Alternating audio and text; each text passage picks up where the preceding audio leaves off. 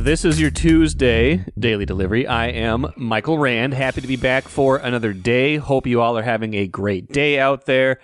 Not just any old Tuesday episode of Daily Delivery. This is episode number 1000 of Daily Delivery. So I want to pause for just a moment and thank everybody who's listened to even one of these, some of these, most of these, even all of these. I'm probably the only one who's listened to all 1,000. I couldn't help it. I'm the one talking. I've heard them all at least once. I listen to a lot of the playbacks too more carefully.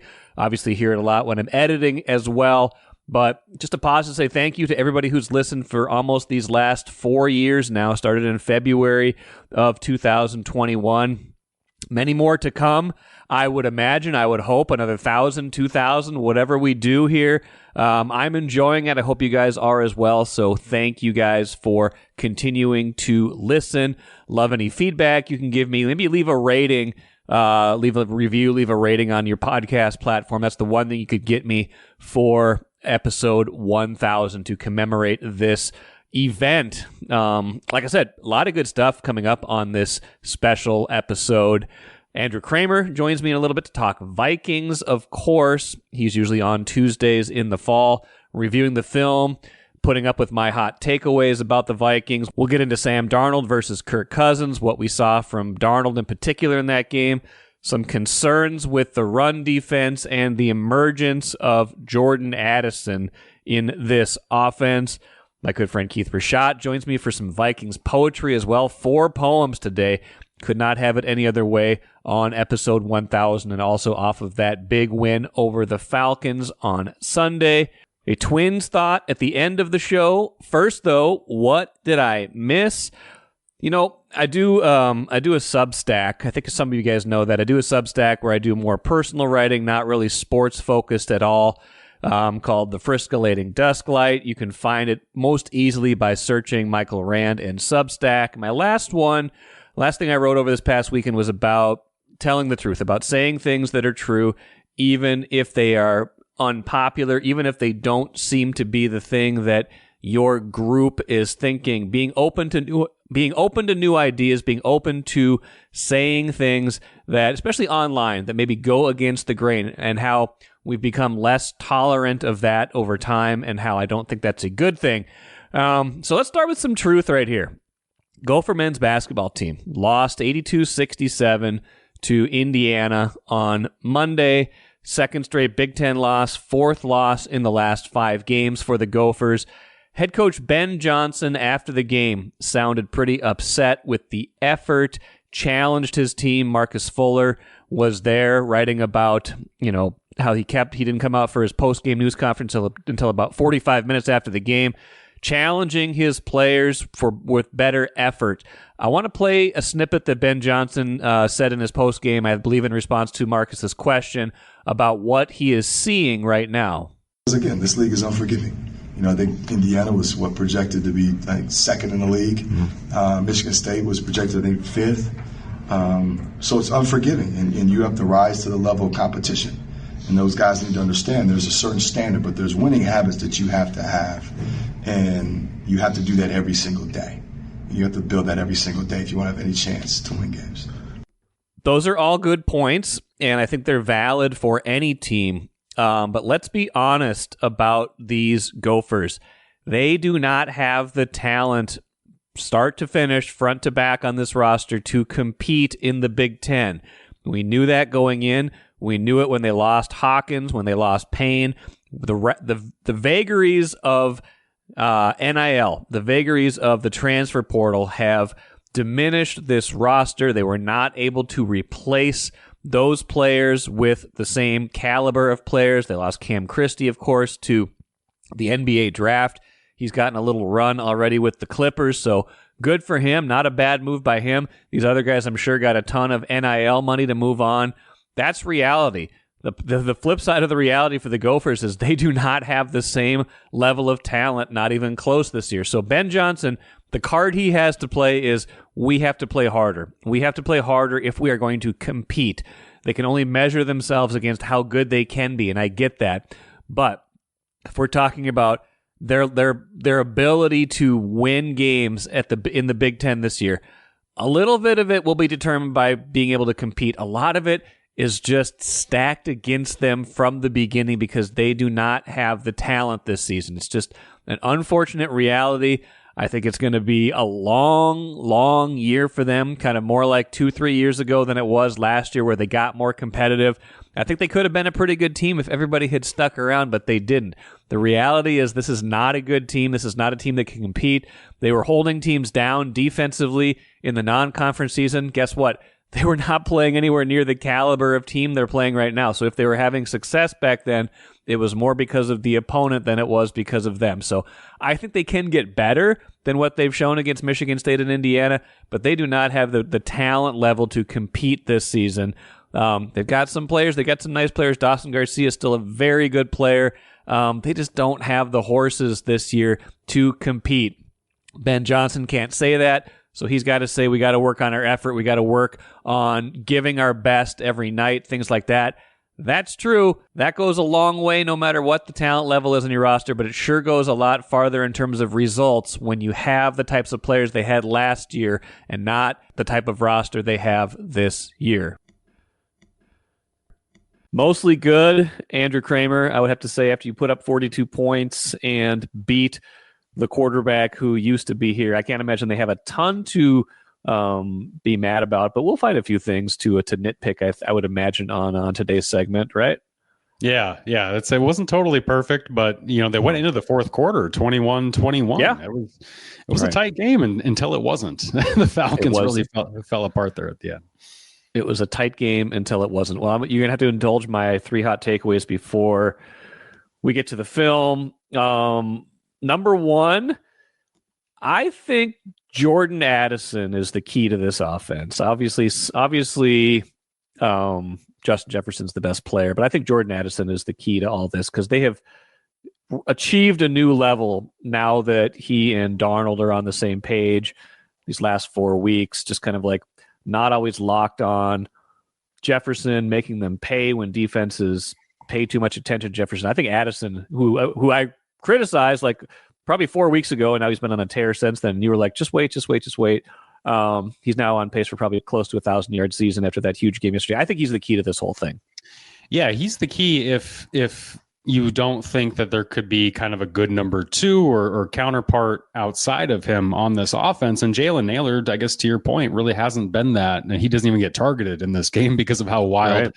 Addison and Jefferson went. Addison is, like we talked about a couple months ago when he started slowly, he's a first round wide receiver by talent. And you could still see it. You could see all the things that you saw on Sunday, tracking the football when Darnold's arm gets hit and getting a 49-yarder, almost catching the pass thrown to him when he drew the 47-yard defensive pass interference. He's incredible at tracking the football. For a small, slight guy, he's also incredible at contested catches, soaring up over somebody who's often bigger than him and taking that ball away. It's what separates guys like him and guys like Devonta Smith from the rest of the guys who are shaped like those guys. And there's tons of them. Tons of guys like that come out in the draft. Yep. But few guys can run routes as precisely as those guys. And Devonta's the guy I compare him to often because not just the build, but just the style of play. I think Devonta's a little more rugged after the catch. He can gain you more yards on the run. Addison's more of that speedster, that deep threat. But you see even on, I think it was like a 3rd and 8 early in the game, Sam Darnold targeted him for a little 12-yard out. You're seeing those kind of plays often where just these little quick, gotta have it buckets when you know Jefferson's going to get targeted and blanketed. So in that vein, yeah, he has been the counterpart that honestly it's allowed them to bring TJ Hawkinson around kind of slowly, not overwork him as he eases his way back in. And it's allowed them to be such an explosive offense because Addison can do just about everything, and obviously Jefferson can as well. Speaking of the offense, hot takeaway number 2, the guy who's been getting them the ball. They were chanting MVP for Darnold late. I look at the odds. This is even from like a week ago. Like he's 6th in the MVP odds. Now it's a distant 6th. Like it seems like Josh Allen is the odds-on favorite to win it this year, just with the season he's having. But I don't think it's crazy that they were chanting MVP because a quarterback who's putting up his numbers on a team that's 11-2, like that wasn't far-fetched. That wasn't just wishful thinking yesterday. He's playing like someone who's at least in that conversation. Yeah, deserving of at least being in the conversation, certainly. When Josh Allen puts up 6 touchdowns on the same day, albeit in a loss, when Buffalo loses to the Rams. But I think what Josh is doing is just incredible. Lamar as well, but he's had his awards. I do think Sam is kind of that Brock Purdy argument from last year, where people wanted to argue of like, is it him? Is it the coaching? Is it the weapons? He's a system quarterback. Exactly. I think Sam, though, is doing enough on the run. The 52-yard touchdown to Justin Jefferson, where he has to buy so much time, blown protections, which they had throughout that game, before heaving that one up to Jefferson, who it seemed like he had his arm up in the sky for 4 minutes before that like ball. Randy Moss. That was like an old Moss thing. It's like, I'm open. I felt bad if you watch that replay, too. The Falcons corner is so lost on what's happening that it's a comical like blooper reel, the way he fell over and tried to track the ball opposite of where Jefferson actually was. But to Darnold's credit on that play, he made that happen. And I think Darnold said after the game, he goes, Jefferson cooked the guy on the route. That would have been a touchdown anyway. So yeah, like sure, in rhythm that might have been a touchdown, but he still made that happen in a way that the protection up front was not allowing you to. And that's the MVP kind of stuff. That's the stuff you want to see more often. That's the stuff where you are transcending, you are rising above your teammates around you and making other people right and making winning plays. And credit Sam for doing that. He's done that now for 4 straight weeks. He's averaged almost 300 yards over these 4 weeks each game. And then he's thrown 11 touchdowns to 0 picks in that stretch. He was lights out, obviously. And the weapons that we talk about to go along with him, it brings out that 3rd overall talent that the Jets saw way back in 2018. Way back then, they might have been better off with Darnold at quarterback this year instead of the guy they chose, the enigma that they chose at quarterback. But that 52-yarder, I'm glad you brought that up, because I feel like O'Connell sometimes, when he talks about Darnold, he will praise him, but he'll also say, left some stuff out there. Guys were open, especially like he's wanted him to still scan the field when he's scrambling, not just tuck it and run always, just scan the field when he's scrambling. So that felt like that was important. Like I think the camera showed him like talking to Darnold right after that throw. And I think after the game, he got asked about that. And he said he was basically telling him, not many guys could have made that play. I was almost wondering if he was telling him, like, that's what I want you to do. That was the example of, like, keep your head up when you're running, because instead of he probably could have scrambled for 10 yards and a first down, but instead it's 52 yards and a touchdown. Yeah, because there were moments earlier in the season, even in this past month, where that happened with Darnold, where he would just tuck and run, leave a big play out on the field. And I do think that that's probably been a coaching point week after week. We're seeing him manage a pocket better, which is all part of that. And when he gets sacked 3 times in the first half, like he did against the Falcons, and then Justin Jefferson's not getting his first target. This is wild. Like he goes 7 catches, 7 targets, 130 yards, 2 touchdowns. His first target was not until midway through the second quarter.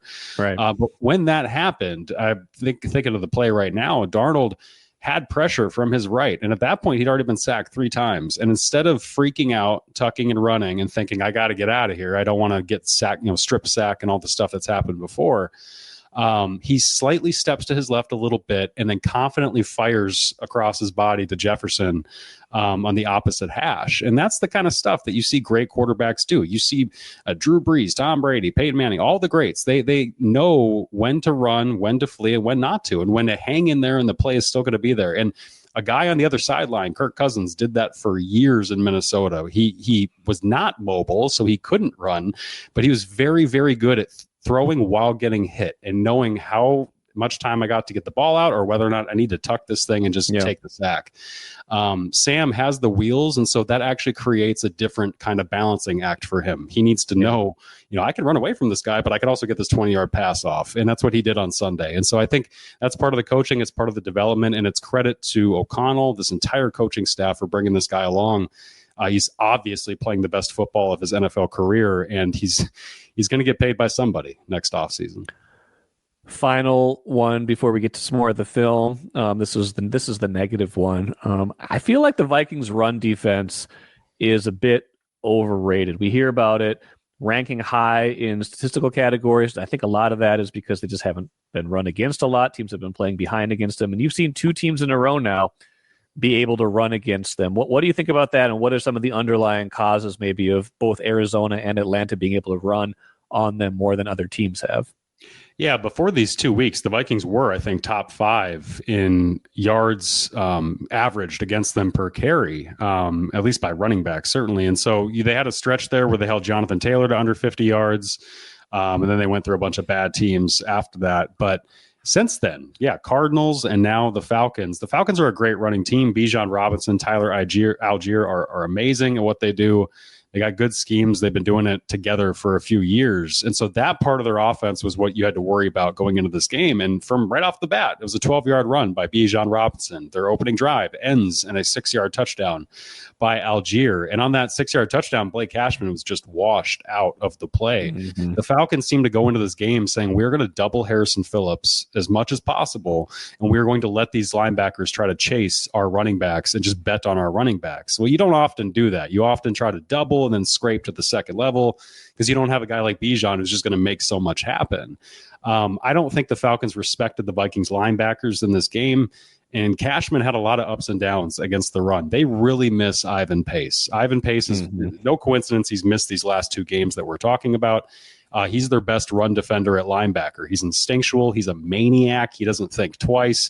He just runs in there and kind of blind faith at what he's doing sometimes. And it works out for him oftentimes. That's what they need. And they didn't have that attacking style. Josh Metellus is a safety who's still really in his first year doing a lot of this stuff. And then Cashman has been one of the best coverage and blitzing linebackers in football, but he's a so-so run defender. He'll make some plays, he'll give up some plays, and he missed some tackles in this one. So to me, they're missing some components. Pace is one of them. Pat Jones is one of their top rotational ends. He's like, short of Grenard, I think their best. Van Ginkel, I shouldn't sell him short, but those 3 guys are really good at defending the run together. Okay. And when they didn't have Pat Jones and they were rotating in Dallas Turner, Gabe Murphy, all these other guys, Jihad Ward, those guys are not the same impact players. And you saw Dallas Turner specifically targeted at times where they'd run to Dallas Turner's side and then he'd line up on the other side. So they'd run that way at him. He just got moved too much. And I think he's still... Turner, as a rookie, is still slight. He's young. He needs to physically grow, and you're seeing why the Vikings, limit his roles, because certainly on rundowns, he's not playing well enough to be out there as much as he has. So you're saying if they get a little healthier and then stop playing teams that were so good in the run. I mean, James Conner's a good back. Atlanta has 2 good backs, and these games were different. Like Arizona's playing with the lead a lot of that game, and the Falcons, this game is tied going into the third quarter or going into the fourth quarter. There's more opportunities to run than in some of these other games where everybody's chasing the Vikings. Yeah, and this isn't to say that they shouldn't have done a better job against James Conner. They should have. I think Atlanta's a little more understandable because those 2 backs specifically are very, very talented. I do think, though, that they have a personnel issue, and that one that they've been kind of covering up, or at least playing above what they should be, or playing above their talent. The sum of their parts have been greater than their talent. Because when you look at Jerry Tillery getting targeted the way he did I think that was in the Arizona game last week. All of a sudden Tillery's not playing as much against the Falcons. And then Jalen Redmond's getting thrown in there. Well, Redmond's a second year. My guy. Redmond's a second-year undrafted guy, and he is good. He made some more impact plays, but there was also some times where he's trying to arm tackle Bijan. That's not going to work. You can't do that. So I think there's learning moments of guys that and they're switching. They're trying to find answers in their personnel.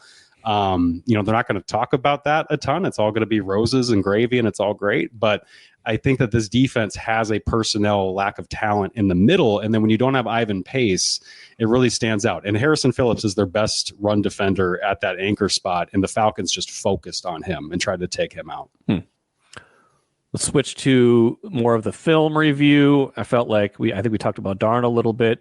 What did you see specifically after watching Kirk Cousins for 5.5 years in Minnesota? It kind of felt like it was like Kirk's strengths and his weaknesses were known and were on display again. It just seems like his strengths have been a little bit diminished and his weaknesses are more magnified now that he just doesn't quite have as much zip on his passes and still is way less even mobile than he used to be.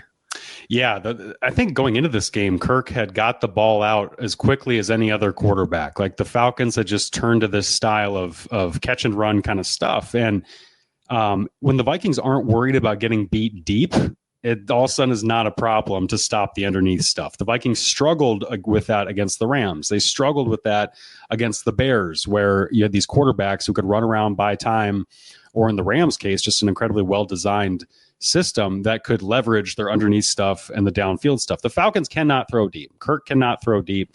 It looked like, kind of clay pigeons getting chucked up there with some of those passes. Yeah. The only times he had success throwing in the middle of the field, which Vikings fans are probably thinking, well, I saw some passes completed. It was because of their zone drops. The Vikings were so aggressive at blitzing Kirk and trying to, and not just like 5-man, 6-man, but the 4-man simulated pressure design stuff where we're going to show 6 at the line and we're just going to rush 4, but the 2 that are dropping are our 2 edge rushers who should probably not be in coverage very often. A couple of those times, Kirk would just hunt whoever dropped and then throw over that person at the nearest route. And you could tell that there were some times that there were checks or just adjustments built into the Falcons offense because some of it was so instinctual by Atlanta where you could just tell, like, a receiver must have been reacting to the drop just like the quarterback was, so they had to be on the same page about it. That's just a well-coached offense, a veteran offense and one against Flores that it has a lot of stuff on tape. People know what Flores likes to do. They know how to attack it. And Kirk couldn't throw the ball really farther than 20 yards downfield, so he was just kind of looping these 15-yard passes into the middle. He's limited right now. He's not the same guy. The Vikings seem to have dodged a bullet or a freight train in terms of that contract. Because I don't know what the offer was to him that Minnesota made. I don't know if that was ever even made public, but if it was north of 40, as I had heard Kirk's camp had wanted the entire time, they dodged a bullet on that one because Sam is outplaying him for a lot less. He is. And it's kind of weird to see. Like, I guess it is and it isn't, because he starts the year 6-3, but since then, no touchdown passes, 8 interceptions. And they flashed a graphic yesterday on the TV broadcast in the fourth quarter of games this season, 2 touchdowns, 8 interceptions for Cousins. That's not like he, for whatever we thought of him, he did lead a lot of like big drives at the end of games, especially in 2022. Like he did start to get a reputation for a guy who could move you down the field in the clutch. And that just hasn't been him this year. And you saw it again with the game here where it's still in the balance. They're only down 35-21 and he throws that really bad pick to Murphy. And then it's basically game over. Yeah, and by all accounts, from what we've heard, I mean, and what I know about the league, there are smart coaches in Atlanta, and Atlanta's offense is built to be like the Gary Kubiak, Kevin Stefanski Vikings, where it was, we're going to hand it off to Dalvin Cook and throw deep to Diggs, throw deep to Thielen. That's how all that stuff happened. And Kirk was so good at being under center and running out of the bootlegs and the moving pockets and, running to his left and throwing to his right, like all those things he did in Minnesota. You didn't see much of that at all on Sunday at US Bank. And I think part of it seems to be that Atlanta just doesn't want to put him under center. They don't want to lean into the play action as much because he can't seemingly move as fluidly into these bootlegs as much. So he's much more of a statue. I wasn't expecting this because we'd heard he wasn't moving well, all these things, the hyperbole that happens. But this guy looked more like Joe Flacco than I was expecting, which was shocking. Not elite. What else? What else stood out to you as we kind of look back at this game, or even as you were watching it the first time? They need Stephon Gilmore to get healthy, even though Kirk was not great. Shaq Griffin got beat by Darnell Mooney for, I think, their 2 biggest plays downfield. One was early in the game, one was later in the game. Shaq Griffin, I just think, gets beat deep too often. You saw this happen in LA. I think it happened in Chicago a couple times too. He's just not as well positioned oftentimes. And I'm thinking back to I think it was the 40-yarder in the second half.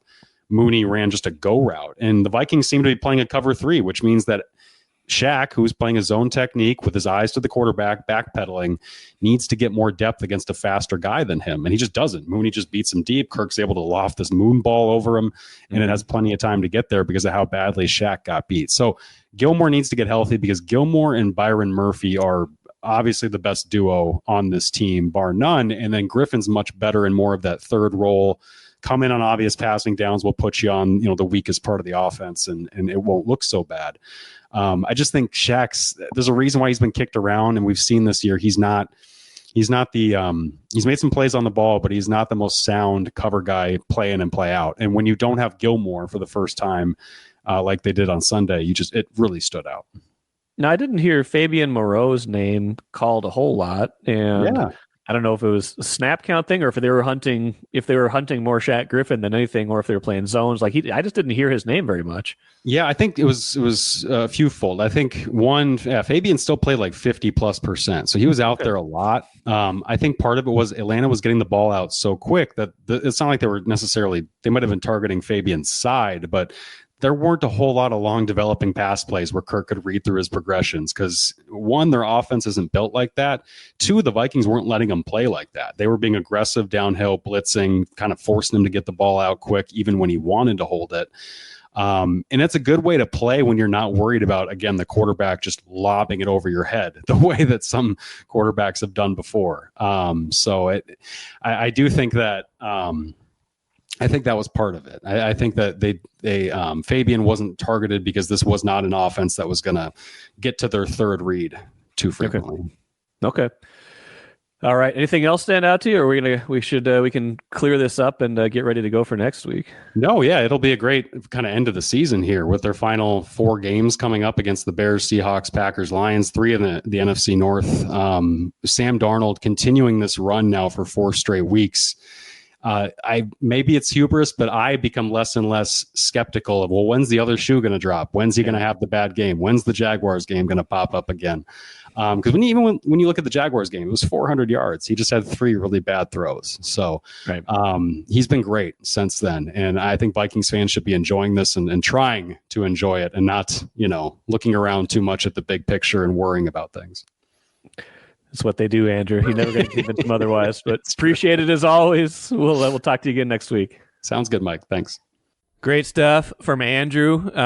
This might be a good time, too, to mention that the Vikings have not clinched a playoff spot yet, but they are agonizingly close to doing that. I had a listener ask me the other day, said, hey, the Twins looked like they were close to being a lock for the playoffs and everything fell apart. Where do the Vikings stand? ESPN's Football Power Index actually gives them a 100% chance of making the playoffs, even though they haven't clinched yet. That's probably rounding up from like 99 point something to 100%. I think the New York Times Athletic site gives them like a greater than 99% chance of making the playoffs. You can like go through and select different things. If the Vikings win any of their next 4 games, I think they're in. Even if they lose all 4 of these games, which is unlikely, they're 11-2 right now. They got some tough games coming up, but they're 11-2 right now. They get the Bears at home next Monday night. Even if they lost all 4 of these games, according to that site, they would still have a 99% chance of getting in. So they are very close to clinching a playoff spot. Of course, bigger things for them to accomplish still in play to win the division, especially if Detroit would lose to Buffalo this weekend, while the Vikings could possibly beat the Bears on Monday night. That would give them kind of equal footing, give the Vikings a chance to win out, including Week 18 against Detroit, and snare that division title. So we will see where it all ends up. But they're very close to a playoff spot, could clinch as early as this weekend. Even though they haven't clinched yet, they are right on the precipice and almost a virtual lock right now for the postseason. Watch your dreams and savings grow with Royal Credit Union's 4.25% annual percentage yield 12-month certificate. Open now at any Royal office or online at rcu.org/certificate saver. Early withdrawal penalties could reduce earnings and principal. APY accurate as of 2/1/25. Insured by NCUA. It's Vikings poetry time today on Daily Delivery. Keith Rashat joins me, as he typically does after Vikings games. And what a Vikings game it was, sir. I believe you have 4 poems to commemorate the 42-21 win. The Vikings over Falcons, but let's be honest, Sam over Kirk is really the subplot here. Well, let me tell you something, Michael Rand of the Star Tribune. Mm-hmm. I am so happy with that game and with this team right now that I'm not even going to mention that you moved me out of my regular time slot last week. I'm not even going to say a word about that.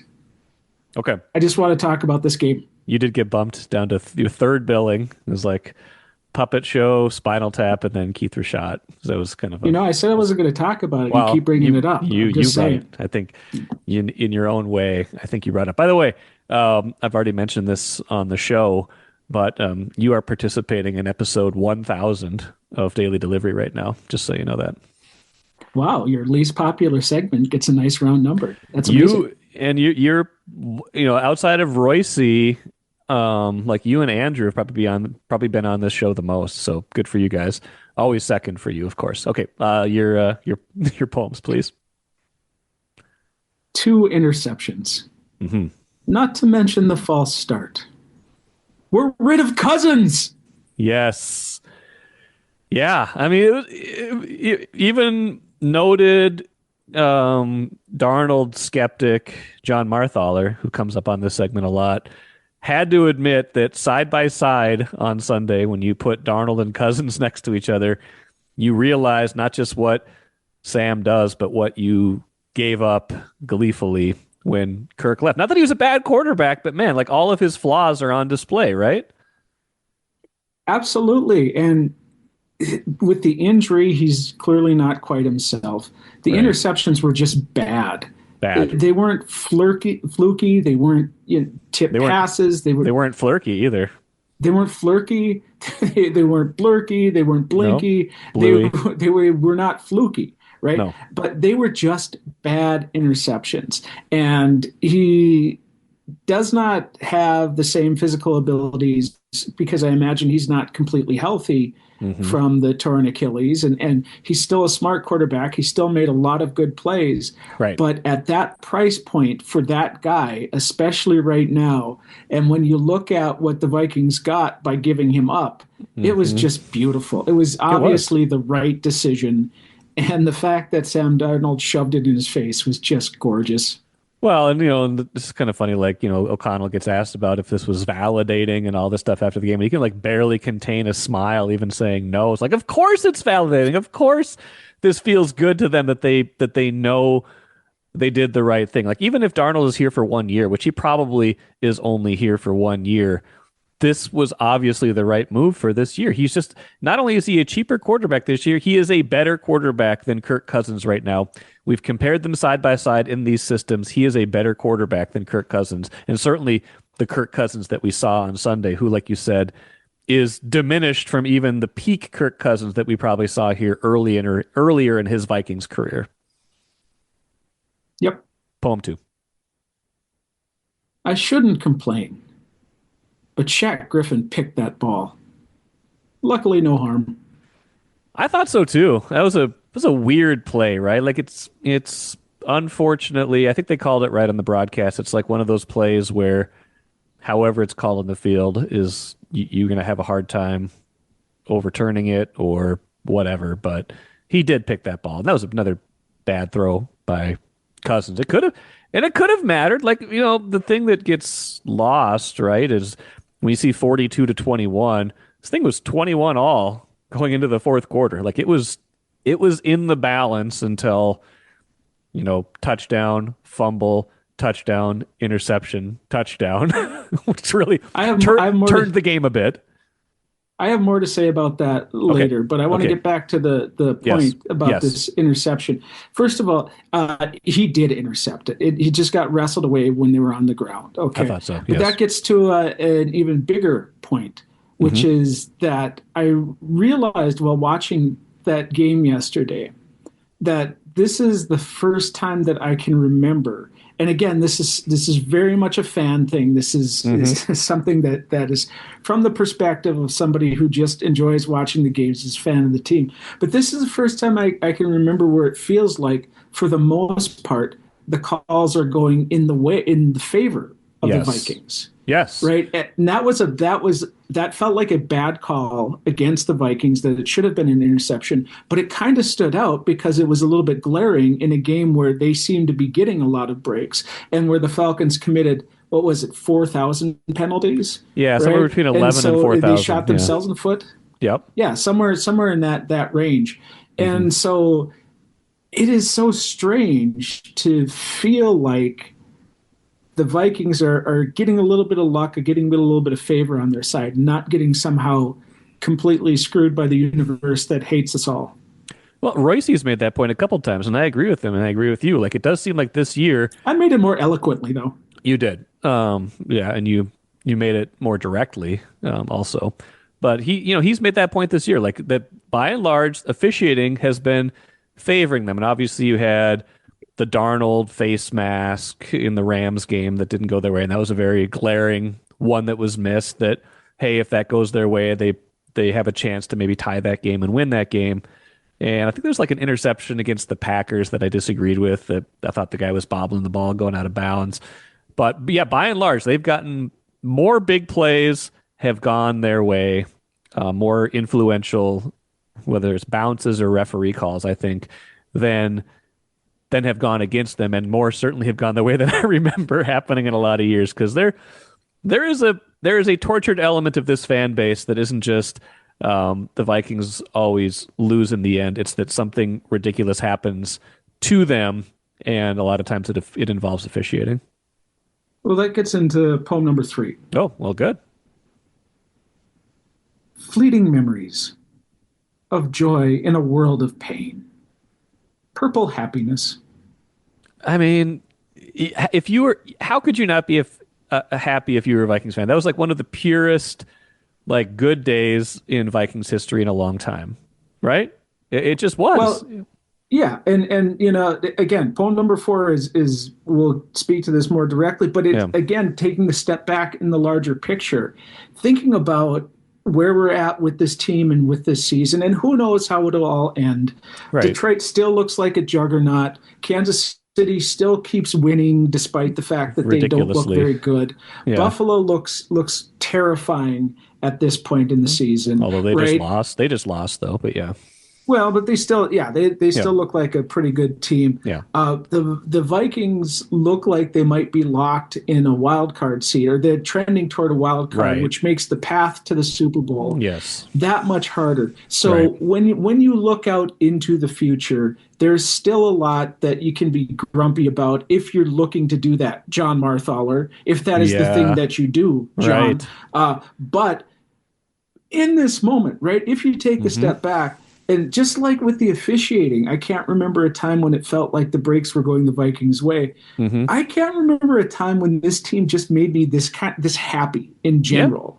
Yeah. When things just felt this good, right? And we're talking about the Kevin O'Connell era here, right? Generally speaking, To start with a 13-4 absolutely surprise season, right? That was utterly unexpected, even though we all knew it was a house of cards, and it came crumbling down in the playoffs. And last year was, of course, disappointing, but it also had its moments of levity, right? When you get the Pastronaut going crazy for a couple games. And it also was the cleansing season that helped lead to the ouster of Kirk Cousins, which was absolutely necessary for this team. It just was never going to happen any other way. And now we have a season where, again, all of the so-called experts would have had them topped out 4 or 5, 4 wins ago. And here they are with 11 wins with 4 games to play or whatever it is. They are having an incredible season. I do not remember a time when this team made me this consistently happy. And it is weird. It is but weird. I like it. Yeah, and it's different than it was in 2022, because you were just like, it was almost like the Chiefs season this season, where like they're just winning on bizarre plays. Like, Chiefs are obviously a better team than that team, but like Chiefs, like Kansas City's got the field goal off the goalpost to win Sunday night. Like, they're winning in all these like weird ways. Like, the Raiders just dropped the ball or whatever. I guess they won again. And that was kind of how the Vikings were winning 2 years ago. This year, there's tension, but they're good. Like, they're actually good, and they're like making the winning plays, not just like having something very strange happen that happens to work in their favor all the time.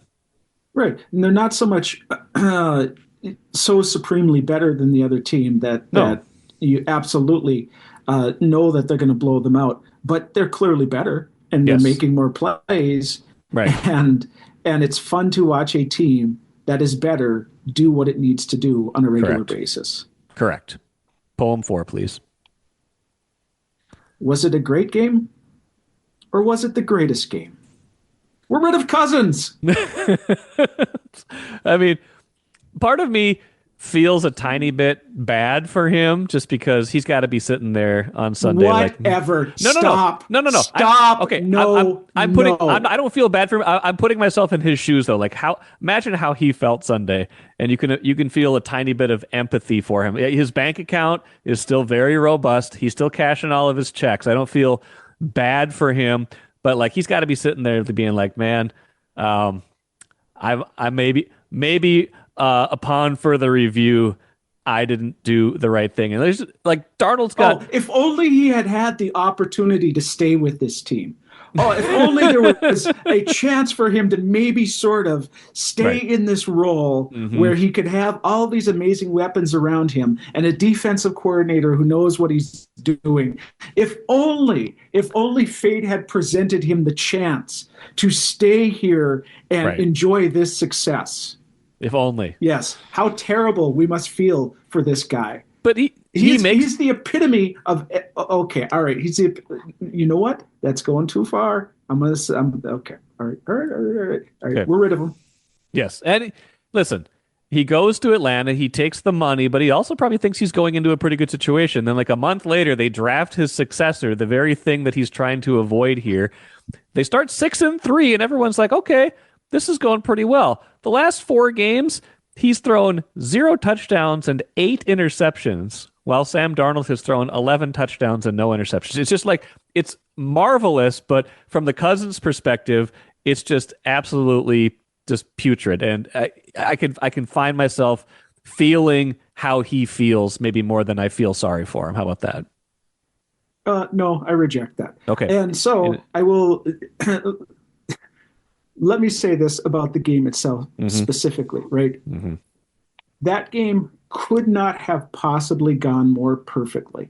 No. If you were a Vikings fan. No. That is maybe the best regular season game, possibly just game that I've ever... I mean, we think about the Minneapolis Miracle. That was a great game too, but it was almost in reverse, right? Things went well, and then they were going poorly. Then we have this miracle finish. But this game was great because it was tense and close for 3 quarters, and plays were being made, and we got to see Darnold have success, but we also got to see Kurt, claw back and fight back, and then they just blew it open in the 4th quarter in a way that just made it absolutely tremendous and fun and beautiful. And Darnold throws 5 touchdowns, and it's amazing. Justin Jefferson has 132 yards and 2 touchdowns, and he didn't have the best performance as a wide receiver in that game, right?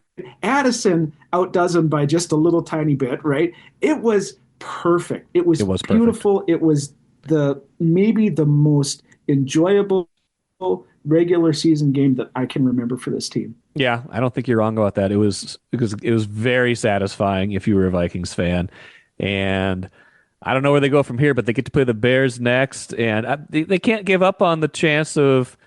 We can't give up on this notion that they could still win the division. I mean, Detroit has to play Buffalo next week. Like this could be a tied division with 3 games left if things go a certain way next week. And Detroit was close to winning last week. Their crazy coach keeps going for it on 4th down all the time. Their defense is banged up. But yes, I think the thing that's keeping this from being the thing that's keeping people from like dreaming bigger about this is Detroit and how this division lays out and how that they have the upper hand and that 3 road wins in the playoffs would be a hard mountain to climb. Like if they were doing this and they were like 2 games clear in the division right now, like people would be talking a lot more about Super Bowl instead of just like, hey, that was a lot of fun. I agree wholeheartedly. I also think it's just worth enjoying it for what it is right now. And we'll see where those chips fall. 100%. Great edition of poetry today. The only thing I worry about with the Vikings and how much success they've had with Sam Darnold is, will they get too much of an opinion of their ability to do this with any quarterback that they will find themselves in trouble at some point? Like, is Sam Darnold just kind of the perfect mix of talent plus system that he is having this kind of season he's having? And would they find that this would be tougher with somebody else? Can you not just plug and play anybody and have an above average quarterback in the system? That's something I wonder about going forward. They've obviously identified J.J. McCarthy. I think he's got a great chance to have a great future, but we don't know with that. Daniel Jones in the building now. Could he be kind of that bridge next year if McCarthy's not ready or gets hurt again? Could he be the backup kind of bridge next year? That's a good question. Don't know about that, but will they get too above their skis thinking that they can do this with anybody is a question that I will have down the road if we kind of see some evidence of it. Let's finish with the cooler. I enjoyed Bobby Nightingale's lead from his story, the winter meetings for baseball in Dallas, said the Twins weren't involved in Juan Soto's record-setting 15-year contract worth a guaranteed $765 million. Taking away the first 2 digits is a closer representation of how much money they could add to their payroll this offseason. So yeah, not $765 million, not $65 million, maybe $5 million. That's right. I thought that was a good way to get into it. I mean, the disparity between the Twins and a lot of these bigger spending teams, yeah, it's important to remember that just a couple years ago they gave Carlos Correa a 9-figure contract, $200 million over 6 years that could get bigger than that based on plate appearances, things of that nature. They're also maybe exploring a trade for Correa this offseason. They said Derek Falvey saying it would be a high bar. They like him as part of their core, but man, you want to shed some payroll. That's the quickest way out of the box right there. It's just kind of a frustrating time, I think, to be a fan of any team that's not in this upper echelon of spending. The gap is getting wider and wider. Don't care for it. Twins looking to make minor fringe moves, maybe trading Chris Paddock, Christian Vasquez, Willie Castro, like guys on expiring contracts. You might have to eat some of that money, and your team wouldn't be getting better. Like, I don't know. They seem way more confident in their core than I am at this point. And obviously they are far more the experts than I am, so we'll see how it works out. But I'm worried about 2025, and I'm worried about the direction in general of baseball. That will do it for me today. Again, thank you for joining me on this, the 1000th episode of Daily Delivery. Thanks for joining me on any past and future episodes. Great one coming up later this week. I think tomorrow I'll have Randy Johnson on to talk Gopher football. I think I'll have Claire DeLune on tomorrow too. We're supposed to talk today about Timberwolves, Lakers. She writes about the NBA for The Guardian. She's also a musician. She loves the Lakers. Lots to talk about with her. We're recording today. I think I'll use that on Wednesday's show. Plenty of other good stuff later this week as well. So thanks for listening today. Back at it again tomorrow.